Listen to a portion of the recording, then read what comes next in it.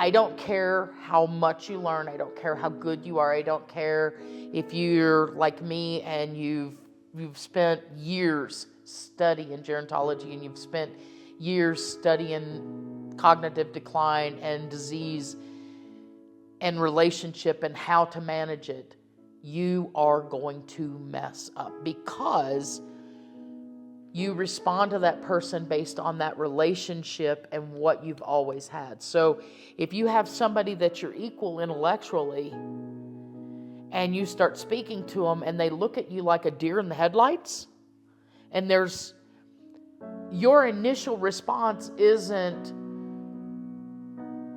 oh, there's a disconnect here. Your initial view of that is based on, well, you understood this before, why don't you understand this now?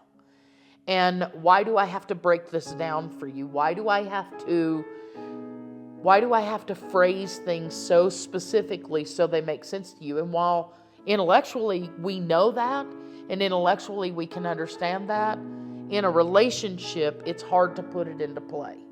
And I have failed at it so many times. And I personally have. And I have made the mistakes of getting frustrated because I have to say things a specific way now because the dots don't always connect. So when we talk to people, we leave out important information all the time because we're assuming that the person we talk to on that same level as us understands and they're on the same page. But that may not be the case.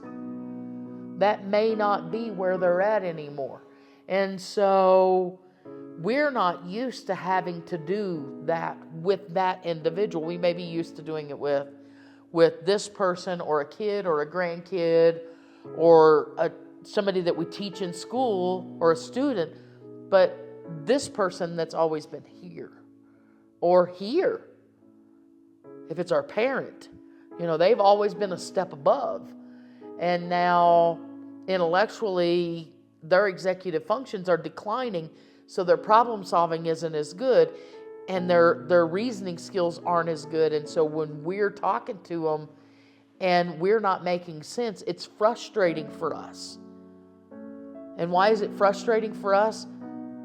Partly because we haven't learned the new dance. We haven't learned this new relationship and this new way of communicating that helps them understand.